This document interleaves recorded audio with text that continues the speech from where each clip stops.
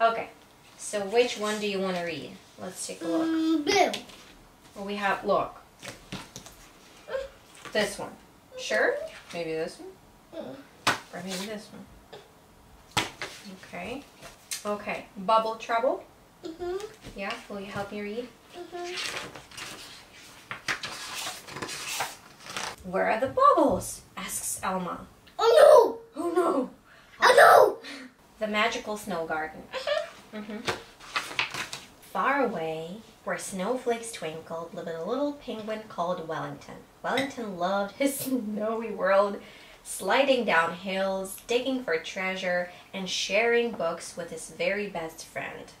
Rosemary, look at this garden, he cried. It's amazing. Let's grow one just like it. Yeah? Percy, called Wellington. I'm gonna grow a garden. Oh, Wellington, chuckled Percy. That's impossible. We don't grow things, we fish, Mabel smiled. I wanted to fly once, Ivor explained, but penguins can't fly and flowers can't grow in the snow. It's just too cold. Yes, and they will be frozen. Frozen. And the garden will be frozen. Frozen, yes. Hey everyone, welcome back to our channel. If you're new here, welcome. Every time I post a story with my son on my Instagram and people hear him speaking English, they bombard me with all sorts of questions. And questions about books are probably the most common questions. How and when do I read to my son? What books do we read? Do we also read in Ukrainian? And how did I get him listen to me read? And I also get these questions in the comments in our video about how we're raising a bilingual child. I'll link it in the description. If you're interested, you can watch it. Nowadays, with all the technology, it is my point of concern as well.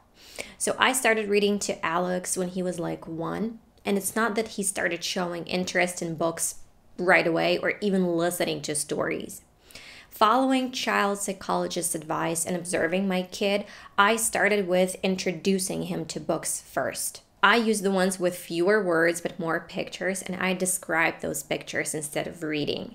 At first, he just wanted to tear those books apart. It took some time for him to understand what books are for and get used to treating them properly and this whole routine. One extremely important thing is not to be pushy. I didn't insist and stop reading when he didn't want it anymore, and sometimes it happened after just 2 minutes of reading. But I knew that it was okay because children have a very short attention span. It's the amount of time a child can spend concentrating on something before being distracted. As children grow, it increases as well. So don't get frustrated if it seems like your kid is not interested in books just yet. At first, I just bought some books on general topics for development, about numbers, the ABCs, colors, names of animals, etc. And then when I noticed what cartoons he preferred and what interested him, I just started buying books according to his interests. He loves watching Peppa Pig, and I was lucky to find these amazing books that are just like episodes of the Peppa Pig series. And this totally worked. He started showing more interest in books, but he really started listening to complete stories when he was like 3. And now he asks me to read all the time. Sometimes we read during the day because I don't want to turn him down, but we mostly read before bed. It's like a routine now. And we don't just read one book. We might even read 5. I use different voices and intonations to make stories more interesting and engaging. If I know the characters, I try to imitate their voices, like from Peppa Pig or from Frozen.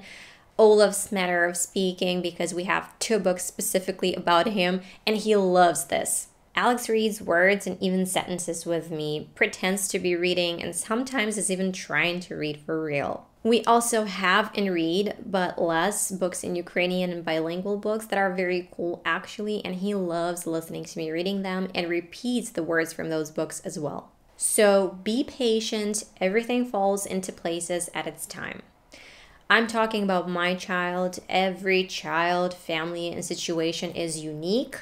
You might do things completely differently, and they might work for you and your child even better. However, if you truly want your child to be interested in reading, you have to show that you like reading too, that it's fun and cool. because whether you want to believe it or not, children are very observant and they copy our behavior. As I said, I try to read to him when he asks, even when I'm tired or want to do something else like watch a show or just simply don't want to read, because I want to show that it's fun. And the more I refuse, the less he's going to ask me to read and his interest is going to fade. Well, that's what I think and that's what I do. Well, guys, I hope you enjoyed the video and I hope maybe it was useful. If that was the case, give this video a like and I'll see you in the next one. There must be a way, Rosemary chirped as they shared a biscuit. Wellington looked at the shiny blue wrapper. With a fold here and there, it was just like a bluebell. Yeah, cried Wellington. For days, Wellington whizzled about, folding and twirling, glittering, gluing, digging, and planting, until... ta-da! Now all the wrappers were beautiful flowers. Olaf's Night Before Christmas. It's about Santa. When out of the fjord there arose such a clatter. I sprang from my bed to see what was the matter. Way to the window I tumbled and rolled. I pulled it wide open, and brrr, was it cold. I opened the window and breathed the sky. Yes. Wow, you're biting me. A full moon was out, and it lit up the night, while snow flurries made the world sparkly and white. Don't bite me.